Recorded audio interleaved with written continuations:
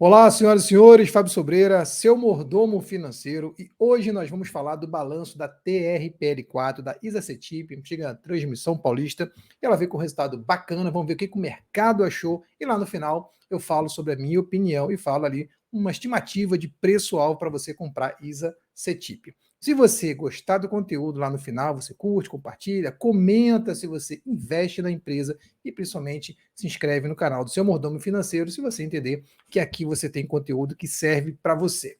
Lembrando também que nós temos a comunidade do mordomo totalmente gratuita para você apontar seu QR Code aí, botar o celular para o QR Code e entrar na comunidade que é gratuita e a gente fala de investimentos todo santo dia, sempre ajudando você a investir melhor. Quando a gente fala de empresas como a Transmissão Paulista, que é uma empresa do setor elétrico, a galera logo pensa em dividendos. Mas a empresa, a Transmissão Paulista, não vem oferecendo esses dividendos com a frequência que já fez. Então a galera começou a meio que deixá-la de lado, escolhendo outras empresas. A mesma coisa está acontecendo com o Taesa, com outras empresas. A galera começa a dar uma devagada e procurar outras soluções, porque o que a galera muitas vezes quer é receber dividendo, não importa como, não importa se a empresa está dando lucro, não está dando lucro, a galera quer ver dividendo. A gente fala aqui bastante que o dividendo não é o mais importante. O mais importante é o lucro. Se a empresa estiver dando lucro, ela pode ou não distribuir dividendo. E às vezes ela escolhe reinvestir. A gente vem falando de várias empresas aqui que têm feito isso. Escolhe reinvestir em vez de distribuir dividendos. E com isso tem crescido muito. E aí lá na frente distribui mais dividendos, o que é importantíssimo. Mas vamos lá, falando aqui da TRPL4. Eu quero falar aqui um pouco do relatório que eles lançaram, né?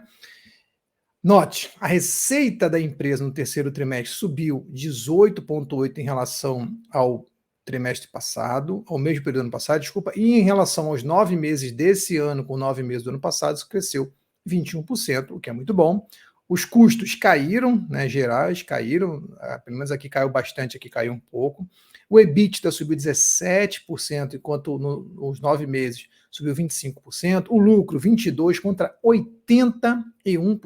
Olha que legal, o lucro da empresa nos 3 primeiros trimestres do ano estão 81%, quase o dobro, perto do dobro aí do ano passado, o que é muito, muito, muito bom. E aí, ó, o ROI subiu 7,3% nas duas comparações também, que ele está pegando aqui o último ROI. Deveria ser diferente esse número, mas eles fizeram igual. E o CAPEX, que é o investimento em ativo fixo, aumentou nos dois critérios, que em 9 meses praticamente ficou estável. Então, quer dizer, a empresa está dando mais lucro. Ó. A empresa está dando mais lucro, a empresa está ficando melhor, independente de estar ou não distribuindo dividendo. Prestem bastante atenção nesse detalhe que eu estou falando aqui algumas vezes.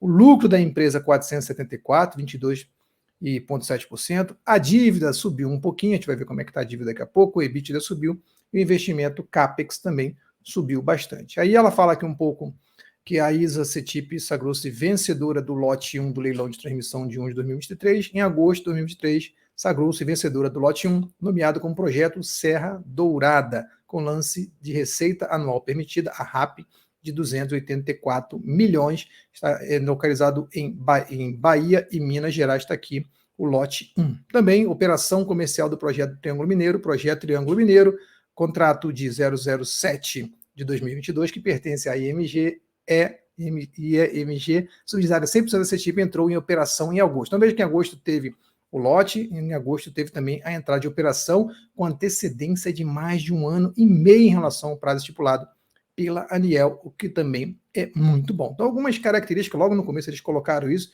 por isso que eu estou chamando a atenção, porque eles mesmos chamaram a atenção logo de cara para isso, que são coisas boas que aconteceram no ano para a ISA-CETIP.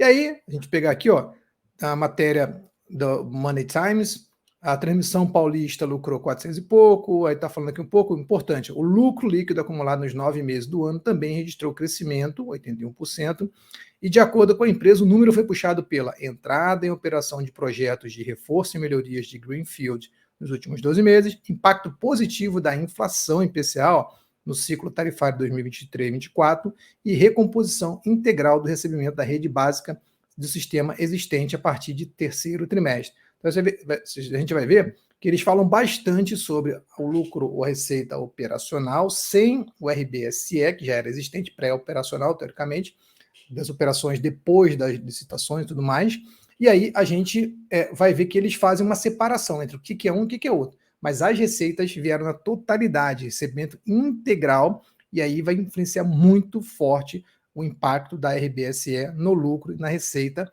da Transmissão Paulista. A receita líquida subiu 18,8 e o consenso, bem importante sempre lembrar, alcançou 1 bilhão, o consenso era 1,2. Então, note, veio bem, veio subindo e tudo mais, mas eu sempre falo, o consenso é importante, porque é o que a galera esperava até então. Ah, mas estava muito ruim mês passado, ano passado, trimestre passado, não importa, o consenso já dizia que ia melhorar ou que ia piorar, e a galera já começa a botar dinheiro nesse consenso, baseado naquilo que eles acreditam que vai acontecer, principalmente os institucionais que estão lá olhando tudo. Quando fica abaixo, tende a cair. Ah, o lucro da TRPL4 subiu. Ah, mas o consenso da receita era 1,2, veio 1 bilhão, veio 20%, quase 20% a menos. Então já precisamos pensar que houve uma piora nesse sentido em relação ao que se esperava e não em relação aos períodos passados. Então é bom olhar passado, mas também é bom olhar o futuro, o que a galera está esperando. E aqui, ó, eu vou até tirar um pouquinho minha imagem, a gente tem, vou aumentar um pouco, porque está meio ruim de ver, né? A gente tem o que influenciou na receita líquida.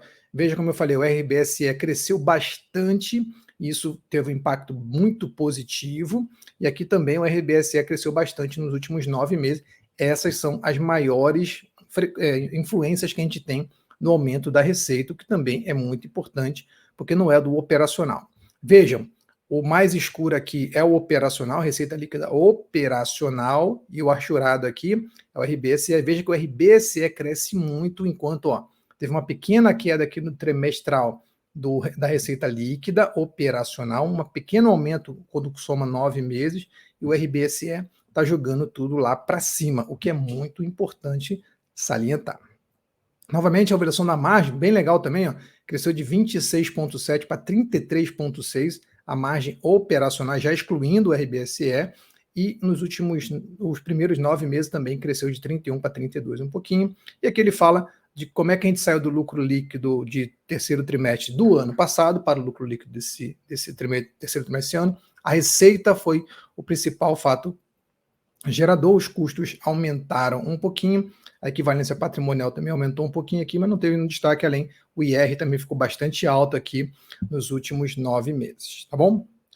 E aí, fechando aqui o ciclo, a dívida da empresa, a empresa tem 1 bilhão 800 de caixa, tem uma dívida maior, mais focada aqui no longo prazo em 2027 até 2031, alguma coisa aqui mais forte também em 2024, que é maior do que o caixa que ela tem, então ela tem uma dívida aí controlada, bastante debênture, baseada em IPCA e CDI, lançada no mercado. Tá bom? Um pouquinho de BNDES aqui, mas é pouquinho, notas promissórias também um pouquinho. Os investimentos, no último trimestre, a companhia investiu 528 bilhões, um aumento de 12,2%, sendo 307 na renovação do parque instalado, reforço e melhoria, 221 em projetos arrematados em leilões, que é o Greenfield. Entre 2019 e 2022, o aumento, o CAGR, que é o aumento composto, de 83,7%. E aí, palavras da diretora executiva de financiação da Transmissão Paulista, a companhia atinge um novo patamar de investimento e receita, balizado pelo nosso compromisso e disciplina na alocação dos recursos e no equilíbrio entre crescimento e geração de valor aos acionistas, mantendo a atual prática de dividendos de payout mínimo de 75%. Bacana isso aqui, por quê? Ela mesmo está falando, a gente vai distribuir dividendo, que é o payout mínimo do que teve de lucro de 75%.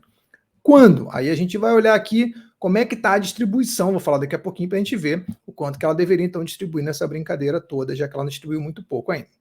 Investimento em projetos, como a gente está falando ali, cresceu do terceiro trimestre do ano passado para esse ano, 12%, e quando a gente olha aqui o CAGR do 19 para 22, 83,9% crescimento composto de ano a ano, os 9 primeiros meses, 45%. Legal. O que mais que a gente pode falar de Transmissão Paulista? A empresa tem um dividend yield que está muito abaixo do que a galera espera. Pelo menos aqueles 6% ali que o nosso querido Décio Bazin e o Luiz Bassi também, que é discípulo do Décio Bazin, costuma dizer. E aqui está 4,87%. A gente está vendo que a empresa não tem tido um bom desempenho aí recentemente. Quando eu olho para 5 anos, até subiu, mas quando eu olho para períodos menores, como por exemplo 1 ano, 6 meses, não vem estando muito bem. Mas quando eu olho para 5 anos, ela vem ganhando da inflação, cresceu 100% contra 52% com inflação. 469 em 10 anos, 221 acima da inflação, o que, convenhamos, é muito bom, porque é um ganho real, pessoal. Ah, mas está muito ruim nos últimos 2 anos? Está ruim nos últimos 2 anos, com certeza. Mas em relação ao longo prazo, está muito bom. E aqui vários números interessantes, isso é muito importante você olhar. O que está acontecendo com a empresa como um todo? Se você pegar aqui, a média de dividendo dela é 6,86 nos últimos 10 anos, mas agora está 4 e pouco, então está menor do que a sua média. O lucro, é muito importante você olhar o lucro, ó, teve um pico gigantesco aqui, ó, em 2016, aí depois caiu, então a média está meio distorcida por esse pico, mas está 3,59 o lucro, que é menor do que a média, o que é ruim. O ROI dela também, ó, novamente esse pico aqui atrapalha um pouco, mas o ROI dela está um pouco abaixo. Então ela está de fato uma empresa, na média, um pouco abaixo daquilo que ela geralmente é. Note que o CAGR, que é o crescimento dos últimos 5 anos da receita, está em 12,58, do lucro 5,12. O que não é ruim, está crescendo, mas 5,12 pega muito mal ali a inflação nos últimos 5 anos, então não é um crescimento que a gente pode dizer que é um crescimento. Tudo isso está fazendo com que a empresa que paga, em média, nos últimos 5 anos, 10,10 de dividendos, passasse a pagar 4,87, o que está fazendo a galera chiar. 2018, 18%, aqui 14%, nos últimos 2 anos aí, vem pagando bem menos, e este ano em específico, que está pagando, e por isso que está com apenas esse dividendo, pagou esse dividendo aqui, ó, com data com de 26 de 12 de 2022, e pagamento esse ano. Então, daqui a pouco some isso aqui e vai entrar o próximo dividendo. Está lá dizendo que é 75%, a gente precisa esperar quanto vai ser 75% no final das contas, porque a gente tem aqui o lucro, ó. Se vai distribuir, por enquanto é 3,59 o lucro, vamos ver o último trimestre. Se vai distribuir 75%, vai ficar ali pelo menos ali perto de 2,50, 2,70 ali pelo menos de lucro, que daria bem maior do que esse valor que a gente está vendo aqui. Vamos ver o que vai acontecer, tá bom? E aí, ó, a transmissão paulista, meio que comparando com os seus pares, tem muitos pares, né? Se a gente parar para pensar, vou até aumentar aqui um pouco, são muitos pares para a gente pensar, ela ganha aqui na margem do geral, a Elet 3 ganha aqui no valor de mercado, mas o valor de mercado é só um tamanho da empresa, a CPFE ganha em dividendos, né? Hoje a empresa que está aqui, ó, com o melhor dividendo. Em termos de ROI, retorno do seu patrimônio, aí a gente torceu tudo aqui. Então a gente tem a Engie pagando mais do que todo mundo aqui. Preço ao valor patrimonial, a Elet é mais barato, depois a NEO. A própria TRPL tem um preço ao valor patrimonial bem baixo, assim, eu não gosto quando fica muito abaixo de 0,79 é um limite ainda bom. E preço sobre lucro também, ó. A Neo Energia está menor, mas ela está bem legal aqui. A CEMIG está até mais barato que ela. A CEMIG é uma empresa que a gente sabe também é muito boa para estar tão barata assim. Então a gente tem ali, ó, distorções aqui no próprio site do Investidor 10, vai dar para ver que em termos de preço, no geral, a TRPL4 está bacana também. Quando a gente olha para o que está acontecendo, o que o mercado entendeu do balanço, ó, o mercado entendeu que merecia que a empresa caísse 1% hoje por causa desse balanço. Como eu falei, apesar de vir bom, vem abaixo em alguns aspectos da expectativa do mercado, que é muito importante. Se eu tenho uma expectativa e ela não é cumprida, o preço do ativo cai. E já vem caindo, pelo menos ali, ó, desde 30 de agosto, desde 30 de agosto vem caindo bem. As médias estão viradas para baixo aqui, pelo menos desde 17 de agosto. Já estamos falando de mais de 2 meses e continuam para baixo. Chegou a tentar dar uma recuperada aqui, mas não vem recuperando. Ela bateu aqui os 25, 26 reais aqui no dia 4 de agosto. Depois ela deu uma queda e depois a queda ficou acentuada. E nos últimos 3 dias vem caindo bastante o mercado. Não gostou muito, não estava com a expectativa muito boa e não gostou muito do que viu. Preço-alvo, pessoal, novamente, isso aqui não é o nosso relatório de análise, nosso relatório de análise estão lá na Harami Research, estão no Bolsa Gold, que é a nossa plataforma, se você não conhece, vai lá conhecer. Mas aqui eu vou falar um pouco sobre o que eu penso sobre o preço que eu estou vendo. Pelo modelo de Graham, olhando aqui o lucro e o valor patrimonial, ó, o preço sobre o valor patrimonial pode ser até 15 está 5,9. O preço sobre lucro, né? O preço sobre o valor patrimonial até 1,5 está 0,9. Então ela está barata, nos dois critérios. 21 poderia estar 23 ano passado, 47, 47, 47, 46.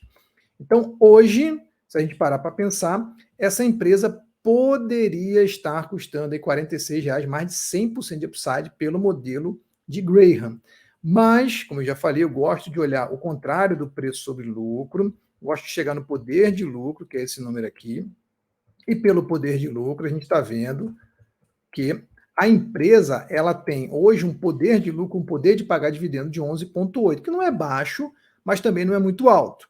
E aí, se eu colocar aqui, a gente tem uma taxa de juros de longo prazo hoje perto de 12%, isso é título do governo, não precisa tomar risco nenhum para ter isso. E ela está pagando menos do que isso, então, teórica, pagando assim, com capacidade de pagar, né? E eu colocar um prêmio, 2, 3, 4%, eu gosto de colocar pelo menos os 4% de prêmio, que é, para eu tomar algum risco nessa empresa, eu preciso ganhar alguma coisa a mais, concorda? 4% já é legal. Então, o poder de lucro deveria estar em 16 e está em 11,8. Ou seja, no geral, olhando por esse critério, a empresa poderia ainda ter algum upside, mas não muita coisa. Eu preciso entender, essa empresa é boa? Essa empresa está tão boa quanto está dito aqui no nosso querido modelo de Graham? Não, não é tão boa assim, mas é boa. É uma empresa boa, uma empresa para o futuro, uma empresa para o longo prazo, como a maioria das empresas que atuam no setor de energia elétrica, tá bom? Então, bacana. Aí a gente fez uma análise da nossa querida Transmissão Paulista, Isa Cetip. A gente acha que é uma empresa boa, uma empresa que tem bastante ainda a oferecer. Para quem está procurando dividendo agora, ela não está tão boa quanto já foi, mas a gente sabe que investimento é um negócio para longo prazo. E se você gosta de investir em empresas do setor elétrico, você sabe que você precisa sim esperar os momentos certos para entrar, mas também precisa esperar o momento certo para ela começar a dar seus frutos, afinal de contas, é para isso que você tem que investir por longo prazo, para ganhar dividendo, para poder ganhar no crescimento, para poder montar o seu plano de aposentadoria com ações, com dividendos, com seus investimentos, seja na renda fixa, renda variável, fundo de investimento, imobiliário, seja lá o que for. Você monta o seu perfil de investidor, você caça as empresas que fazem parte dela e você vai comprando, até que você tenha tanto ativo, tanta coisa te gerando renda. Não é focar no patrimônio, não é focar somente na renda, mas é focar nos seus investimentos, escolher coisas boas para compor a sua carteira. E assim você com certeza vai chegar nos seus objetivos financeiros, na sua liberdade financeira. Se gostou do conteúdo, não esquece, curte, compartilha, comenta, invisto ou não invisto em Transmissão Paulista. E até o nosso próximo vídeo.